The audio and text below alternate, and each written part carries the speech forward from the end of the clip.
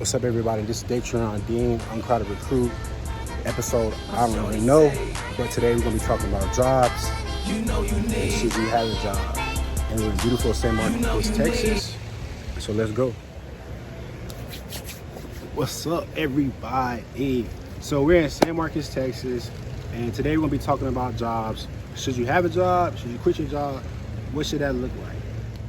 So I recently had a conversation with one of my friends, and he was like, man, I hate my job. I hate my 9 to 5.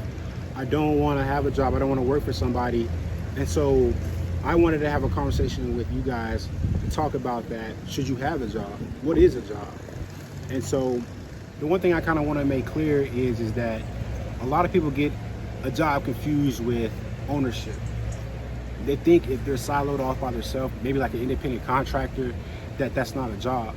So it's a lot of different forms of being a solo or freelance worker, which is great. You're working for yourself, but you really necessarily don't own that.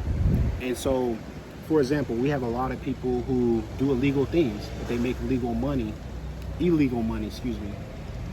And they're in a situation where they're breaking the law, they're doing all these other things, but in retrospect, it's still a job. You still have to get up and do it. It's not passive. And so passive income is something that's really, really important to a lot of people. And they don't understand that, your 9 to 5 job or the things you're doing outside of it that's, maybe against the law, is still a job. Because it still requires time, it still requires you to get up to do it. So I just think, do what you want to do. But know that if you take the route of 9 to 5, that, you have to take your income and make it work for you.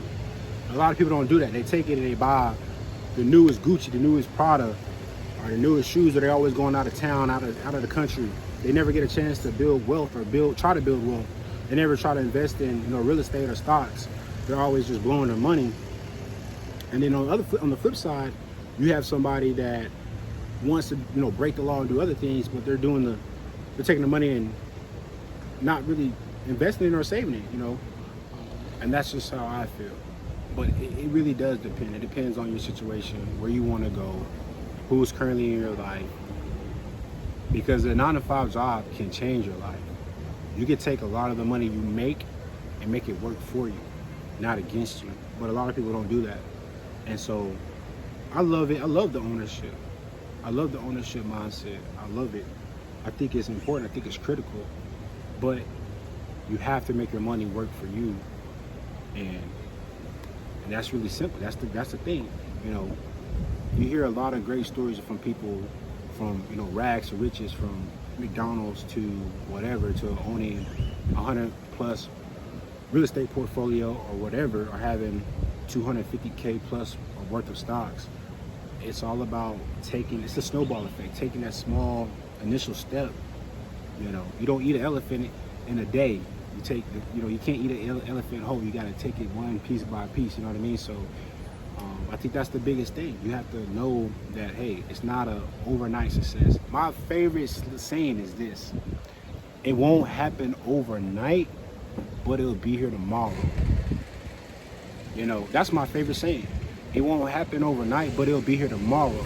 It's not gonna happen quickly, but it'll be here before you realize it. Time flies by. And if you just keep your head down and just keep working and work smart.